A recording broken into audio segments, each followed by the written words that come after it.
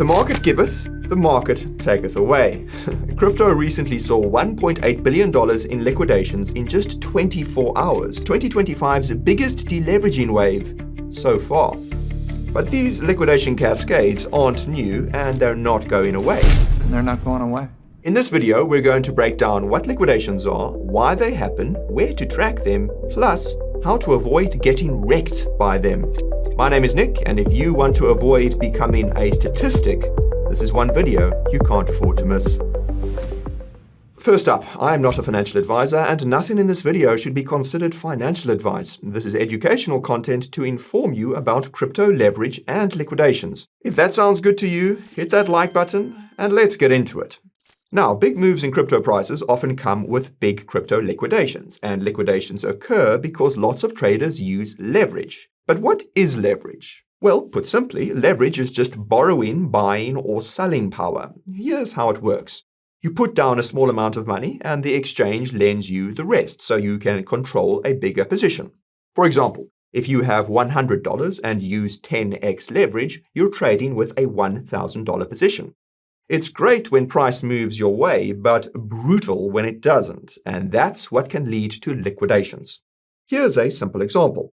Suppose a trader opens a long position on Bitcoin with $100 at 10x leverage, and that means their buying power is $1,000 Bitcoin position.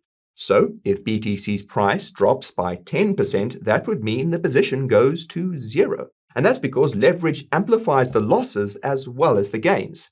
10x leverage times 10% equals 100%. And this scenario usually results in the exchange liquidating the position, and that is selling part of the position or the whole position and forcing it closed. We'll come back to that a little bit later. First, you need to know about the shorts. And you can think of a short position as a borrowing agreement. When you short, you technically borrow an asset like Bitcoin from the exchange. And that BTC is then immediately sold, and you basically promise to buy it back later and return what you borrowed. If the price falls before you buy it back, you return the Bitcoin you bought for cheap and profit the difference. But if price rises, you must buy it back at a higher price. You must take a loss. And that's how shorting works with spot markets. But it's a bit different with Perps, as the short is a synthetic short via a futures contract. But you can think of shorting as we described it for the purposes of this video. Now, back to our example. Imagine the trader posts $100 of margin at a 10x leverage to open a $1,000 Bitcoin short position. In contrast to the long position, if Bitcoin instead rises by 10%, they would be forced to buy back the Bitcoin that they borrowed at $1,100. Logically, this means they lose their $100 and their position is now worth zero. Now for the interesting part. Whether or not traders are liquidated largely depends on how their risk parameters are set, primarily whether they're using isolated or cross margin.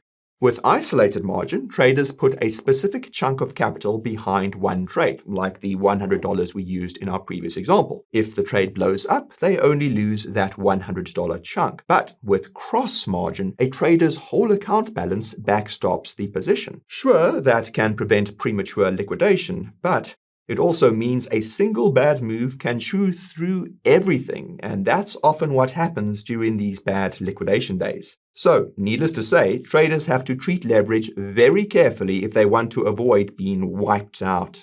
With all of that in mind, let's take a moment to look at crypto's preferred instrument for trading leverage, Perpetual futures or Perps.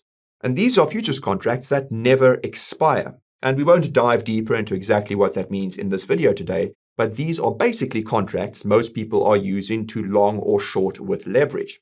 And because of their structure, exchanges use something called a funding rate to keep perp prices anchored near the price of the real underlying asset or spot price. If a perp trades higher than the spot price, traders that are going long pay a small fee to those that are going short. And if perps trade below the spot price, the shorts pay the longs. And that funding tug of war is the glue that holds perps near the actual price of the spot market. On many venues, that funding is applied on a schedule, often every 8 hours, and perps are a huge share of crypto's trading flow. And that's why you hear traders talk about funding flipping like it's a weather report. It literally changes who pays whom to hold a position. And that narrative matters for sentiment. When funding skews consistently positive, it suggests perps are trading above the spot, longs are paying to stay in the trade. And we've had plenty of stretches like that in recent cycles, and they tend to coincide with a bullish risk-on sentiment. And conversely, the opposite is true when negative funding reigns, and that often reflects a risk-off market positioning and sentiment. Now, these big swings in sentiment can be a major factor in setting the stage for big liquidation days. And that's because, oftentimes, funding is moving into extremes in either direction before big price reversals, and that forces big liquidations. And we'll come back to that a little later as well. So at this stage, you might be asking, why does leverage even exist if it can nuke you? Is this not just gambling? Well, no. When used correctly, leverage can actually reduce overall risk. If a trader wants large exposure without parking a lot of capital on an exchange, leverage lets them put up a smaller chunk of capital to take that position. And that reduces counterparty risk. That's the risk one takes when depositing funds on any exchange. And there's also the concept of capital efficiency. If traders only have to put up a fraction of the capital for a given trade, they can use their freed up capital in more productive ways, whether that's other trades or simply earning some yield. So, leverage is a powerful tool when used correctly, but it can also be disastrous in the hands of people misusing it. And as major liquidation days suggest, many traders are not using leverage in the way that they should. One of the biggest risks that these traders take when initially engaging in leverage trading is using the wrong exchanges. Over on the Coin Bureau deals page, we have a list of top-tier exchanges well known for proper leveraged position risk management. Not only that, but we also have unique offers with some of these exchanges. These include sign-up bonuses of up to $100,000, trading fee discounts of up to 50%, and deposit cashbacks of up to 75%. To get these goodies, all you need to do is hit the link in the description or scan this QR code. Once you get on the deals page, find a deal that suits you and click one of the Sign Up Now buttons. Now, these deals won't be around forever, so take advantage of them ASAP while you still can, using the link down below or the QR code on the screen. Back to the vid. Now, we've covered what occurs for the single trader that faces a liquidation on their long or short position. But how does that actually lead to those massive market-wide crashes? The term you'll often hear in this regard is liquidation cascade. So let's have a closer look at what that means. Whether it's a long flush or a short squeeze, the mechanics are the same at the start. Prices move in the opposite direction of how traders are positioned, and those traders get liquidated. If traders are long, their positions get sold, and that selling itself forces prices yet lower. And this means yet more traders who were at lower levels also get liquidated, resulting in yet more selling, and so on and so on. This chain reaction usually begins with a pullback that shouldn't be lethal, but leverage makes it lethal. So you can see how the cascade builds itself into something nasty. When it finally runs out of steam, you'll see a wicked wick and an outsized volume bar, the aftermath of liquidation engines finishing their work. And that was the situation the market faced on September 22nd, with more than $1.65 billion worth of long bets being forced closed in 24 hours, according to CoinGlass data. Wait a second, now we mentioned $1.8 billion in liquidations at the start of the video, so what's up with that? Well, that's because some traders actually managed to get liquidated on $145 million worth of shorts positions on that day too, based on CoinGlass's data. Now, if you're wondering how the short traders got liquidated on a big red day, the traders are asking themselves that question too. Basically, though, what's happening there is that traders tried shorting with high leverage after prices had already moved down, and they got wiped out as prices bounced back up. It takes skill to be liquidated on shorts on a massive red day, but hey, some traders managed to do it. On that note, let's flip things and take a closer look at short squeezes. When prices rise, shorts suffer. The liquidations kick in as market buys come in, which lifts price into the next layer of stops and liquidations, which forces more buying, and that's why squeezes feel vertical. A clean example of this hit back in July this year. Bitcoin ripped past 118K. Over $1 billion of short positions were wiped out in a single day, the biggest purge of bearish leverage all year to that point. Now, given these big moves, you can't ignore one fundamental truth of markets: human nature. On the way down, red candles and headlines stoke FUD, and spot holders panic sell into the same bids the liquidation engine is hitting. On the way up, FOMO usually kicks in, and spot buyers chase breakouts into the same price levels the liquidation engine is hitting. And that reflexivity is why liquidations don't just clean up over-leveraged traders, they can flip broader sentiment overnight. And that's a big part of the frequent back and forth on your Twitter feed between "it's over" and "we're so back." Given all these heightened nerves and emotions driving trading decisions, liquidation cascades almost always end with exhaustion, not with a tidy support or resistance. That is to say, there's one final massive spike in price. After that, you'll see an empty order book and a weirdly quiet pause while the market rebuilds itself. And that's why the bounce or fade following the final liquidation is so sharp, and why those final candles typically have large wicks. The exchange liquidation engines have switched off as there are no more dominoes left to hit, and no more forced or willing buyers or sellers. So, how do we track all of this, and how can we tell when there is a heightened risk of a liquidation cascade? Well, there are a few good tools out there, but today we'll be using CoinGlass, and you can find a link to the liquidation page down in the description. The first thing we see on that page is a neat dashboard that shows how much forced buying or selling has hit in the last 1 hour, 4 hours, 12 hours, and 24 hours. If you see the 1 hour numbers suddenly inflate after a quiet stretch, that's liquidation engines turning on. If the 24-hour total is already heavy and the 1 hour keeps climbing, you're watching a live cascade. The exchange breakdown is actually also very handy too. When one venue dominates, its order book can steer the whole move. And a quick tip, that's most often Binance due to its large dominant market share.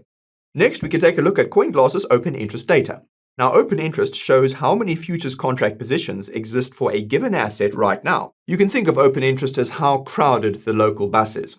On CoinGlass, if you take a look at the Bitcoin open interest page, they make it dead simple with a clean graph overlaying Bitcoin's price and the value of the current open interest. And if open interest drops fast right after a sharp move, that confirms a wipeout of leverage and traders got liquidated. Now, funding rates are the final thing to add here. We already covered them, but here's how traders use them.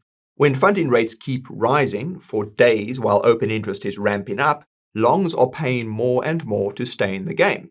Now, if all that's happening, but the price isn't going higher, that often means the market is getting ready to roll over. So, these conditions often precede long-side liquidations if price wobbles just a bit. Conversely, when funding flips negative and stays there for prolonged periods of days or weeks while open interest ramps up, that often means shorts are piling in. However, if price fails to break lower while this is happening, that marks conditions ripe for violent bounces or short squeezes. And remember, because funding is negative in such a scenario, the market is actually paying you to be bullish while the shorts are forced to de-risk. It's a pretty sweet deal. Now, to be clear, there's much more nuance to it than that. Depending on what's happening in the spot markets, for example, these funding and open interest signals should be interpreted differently. But those are the basics on what these metrics can tell us about market positioning. Speaking of market positioning, here's a little bonus tip. If you want to peek at an estimate on where liquidations might be triggered, CoinGlass even has something called a liquidation heat map. And this map visualizes clusters of likely liquidation levels. The brighter the band is, the more liquidations there are ripe for the taking, at least according to CoinGlass's data. But just be sure not to treat those bands as magnets. They're not guarantees of where prices will go. They're estimates, after all, and they move as positions open and close. That said, you can combine heat maps with other metrics we looked at to get an even better read on the market. For example, if the nearest heavy band is below the asset's current price and open interest is elevated with positive funding and a stalling price, a long flush is an obvious risk. It really is as simple as that. If this routine ever takes more than a couple of minutes, you're likely overcomplicating it. Just look at what the clear data tells you and plan accordingly. Now, one question remains. How do you stay safe from a big liquidation cascade? Well, the easiest way to avoid becoming liquidation fodder is the simplest. Don't use leverage. You can't get liquidated if you're comfortably in spot. However, that doesn't mean you can't use liquidation cascades, particularly short squeezes, to your advantage. If you see strong signs of a build-up in bearish positioning as per the metrics we looked at, that's usually a solid place to add to your spot bags. In a funny way, your buying may end up reinforcing the move upward, which pushes you further into profit. But if you do decide to reach for leverage, make it a risk reducer as it's supposed to be used and not a risk amplifier. Keep most of your stack off exchange, but you can put a small chunk to work for exposure if there's a highly compelling market opportunity. And of course, leave the ego aside. What should a compelling market opportunity look like? Well, let's say funding is deeply negative and all the other metrics and indicators you look at are screaming at you to buy. And that's a time when it makes sense to go long on perps instead of buying spot. And that's simply because the market will pay you funding to be long. And here's the kicker. You don't actually need to add leverage at all if you want to rake in funding payments on longs when funding is negative. For example, you can go long $500 of Bitcoin using 1x leverage on perps and get paid as long as funding rates are negative. And it almost always mirrors the notional risk of buying $500 worth of spot BTC. But if funding is positive, as it is most of the time, you want to stick with the spot markets.